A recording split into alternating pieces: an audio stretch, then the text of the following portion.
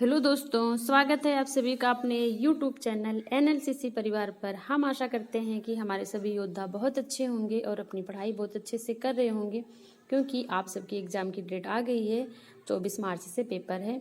आज मैं आप सबको पढ़ाऊँगी जो एक सीरीज़ चला रही हूँ, जो पढ़ा रही थी मैं हाई स्कूल का सामाजिक विज्ञान का चैप्टर नंबर 1 संसाधन एवं विकास। उसके आगे का मैं कंटिन्यू करती हूँ, जो पार्ट बचे हुए हैं। आइए देखते हैं।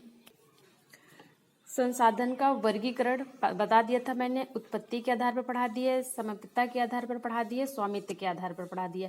आज मैं पढ़ाऊंगी विकास के आधार पे संसाधन कितने प्रकार के होते हैं। देखिए, जैसा कि आप सबको दिख रहा है, विकास के स्तर के आधार पर संसाधन कितने प्रकार के हैं। 3 प्रकार के हैं। एक संभावी संसाधन है, दूसरा विकसित संसाधन है, तीसरा सिंचित कोश है। फर्स्ट नंबर पे है संभावी संसाधन।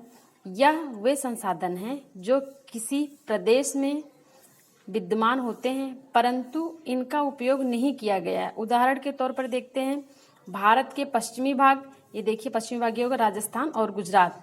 भारत के पश्चिमी भाग, राजस्थान और गुजरात में पवन और सौर ऊर्जा संसाधनों की अपार संभावना है, परंतु इसका सही ढंग से विकास नहीं हुआ है। ये कहना चाह रहा है कि भारत का जो पश्चिमी भाग है, यानी कि राजस्थान गुजरात में पवन चक्की और सौर ऊर्जा का अपार संसाधन का अपार भंडार है। इसका भविष्य में उपयोग किया जा सकता है। देखिए, मैंने कला का बेहतरीन प्रदर्शन किया है। आप सबको समझाने के लिए मैंने पवन चक्की भी बना दी है और सोलर पैनल भी बना दिया है। आगे देखते हैं, विकसित संसाधन में क्या है। वे संसाधन जिनका सर्वेक्षण किया जा चुका है और उनके उपयोग की गुणवत्ता और मात्रा निर्धारित की जा चुकी है, उसे विकसित संसाधन कहते हैं। विकास के आधार पे संसाधन में तीसरा जो पॉइंट है वो है सिंचित कोश।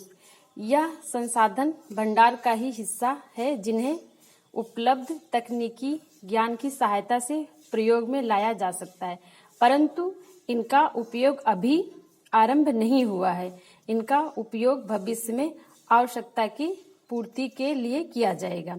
उदाहरण के तौर पर देखते हैं, नदियों के जल से विद्युत उत्पादन किया जाएगा, परंतु वर्तमान समय में इसका उपयोग सीमित पैमाने पर हो रहा है। इस प्रकार बांध में जल, वन आदि सिंचित कोश है जिनका उपयोग भविष्य में किया जाएगा। ये थे सिंचित कोश। जैसा कि आप सबको दिख रहा है, सतत पोषणीय विकास, सस्टेनेबल डेवलपमेंट गोल, 17 गोल्स हैं। ये क्या है, जो सामाजिक विज्ञान की बुक दी हुई है उसमें छोटे छोटे कॉलम दिए रहते हैं। उस कॉलम में बहुत इंपॉर्टेंट पॉइंट रहते हैं, उससे भी क्वेश्चन बनता है। उसी कॉलम में दिया हुआ साइड में सतत पोषणीय विकास। आइए इसका अर्थ समझते हैं क्या होता है।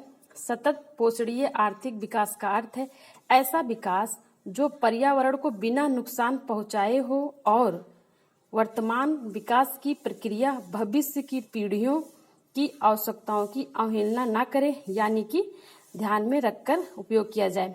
जो वर्तमान समय में हम पर्यावरण से चीजें उपयोग में ले रहे हैं, संसाधन उपयोग में ले रहे हैं, इसका इतना दोहन ना कर लें कि आने वाली पीढ़ियों के लिए कुछ बचे ना।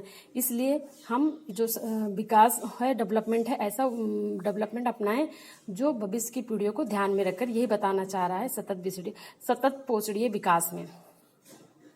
इतना तो संसाधन के प्रकार थे।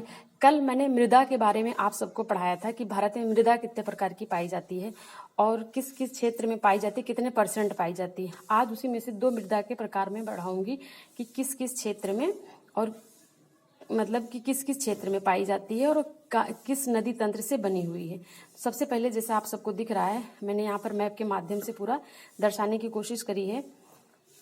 इसको देख लीजिए ध्यान से। ये है जलोढ़ मृदा का पूरा क्षेत्र। जलोढ़ मृदा का क्षेत्र, जलोढ़ मृदा को मैंने कल बताया भी था कि 2 भागों में बांट के पढ़ते हैं। एक क्या है, बांगर और खादर।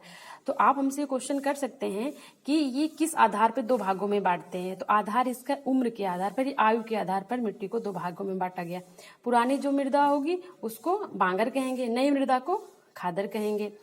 जो बांगर मृदा होती है इसमें ये कम उपजाऊ होती है, लेकिन जो नई खादर नई मृदा होती है खादर, वो काफी उपजाऊ होती है। इसमें कौन कौन सी फसलें होती हैं, जैसे गन्ना हो गया, चावल हो गया, गेहूं हो गया, दलहन हो गया, दलहन फसलें, ये सब सारी फसलें इसमें बोई जाती हैं। अब ये जो जलोढ़ मृदा का पूरा क्षेत्र है ये किन किन नदियों के तंत्र से बना हुआ है देखते हैं। ये सिंधु नदी तंत्र, गंगा नदी और ब्रह्मपुत्र नदी। सिंधु नदी अर्थात ये पूरा क्षेत्र, और गंगा नदी भी यहाँ से उत्तराखंड से निकलती है। पूरा क्षेत्र गंगा नदी का क्षेत्र ही है, उत्तर का मैदान पूरा गंगा नदी का ही क्षेत्र है। इधर क्या है, ब्रह्मपुत्र नदी है। तो ये 3 नदियों के तंत्र से बना हुआ है क्या, जलोढ़ मृदा का क्षेत्र। अब ये हम देख रहे हैं यहाँ पर गुजरात है, ये कच्छ का रण है, इधर राजस्थान है। राजस्थान के क्षेत्र में भी जलोढ़ मृदा पाई जाती है। क्षेत्र देखते हैं, राजस्थान, गुजरात, संपूर्ण उत्तर मैदान यानी कि ये क्षेत्र जो है, महानदी ये क्षेत्र, गोदावरी नदी ये क्षेत्र, कृष्णा नदी और कावेरी नदी, इन नदियों के डेल्टा के क्षेत्र में जलोढ़ मृदा पाई जाती है। जो हमारी पूर्वी घाट की नदियां होती हैं वो क्या बनाती हैं, डेल्टा बनाती हैं, लेकिन ये पश्चिमी घाट की जो नदियां होती हैं वो क्या बनाती हैं, एस्चुरी बनाती हैं। तो ये हमारी होगी जलोढ़ मृदा। आइए हम देखते हैं काली मृदा। काली मृदा का जो क्षेत्र, ये सौराष्ट्र है, इधर महाराष्ट्र है, ये सब पूरा क्षेत्र काली मृदा का है। काली मृदा को काली कपासी मृदा कहते हैं। काली कपासी मृदा क्यों कहते हैं, क्योंकि इसमें कपास की खेती के लिए सर्वोत्तम मानी जाती है। काली मृदा को रेगुर मृदा भी कहते हैं। इसके क्या क्या विशेषताएं हैं, ये महीन कड़वाली होती है, जल धारण की क्षमता सबसे अधिक होती है, गर्म और शुष्क मौसम में गहरी दरारें पड़ जाती हैं, गीली होने पर चिपचिपी हो जाती है, लावा जनक सैलों से बनी होने के कारण काली मृदा होती है। क्षेत्र क्या है इसका, महाराष्ट्र, मैंने ये बताया पूरा महाराष्ट्र का क्षेत्र, सौराष्ट्र यानी कि ये क्षेत्र, मालवा का क्षेत्र, मालवा क्षेत्र आपका ये क्षेत्र आएगा, और एमपी, मध्य प्रदेश और छत्तीसगढ़ का पठार, छत्तीसगढ़ का पठार। और जो हमारे ये गोदावरी नदी, कृष्णा नदी, कावेरी नदी की जो ये घाटियां हैं, यहाँ तक विस्तृत है हमारी काली मृदा। तो ये था काली मृदा के बारे में और जलोढ़ मृदा के बारे में। बाकी जो और 2 मृदाएं बचती हैं उसको मैं नेक्स्ट वीडियो में बनाऊंगी।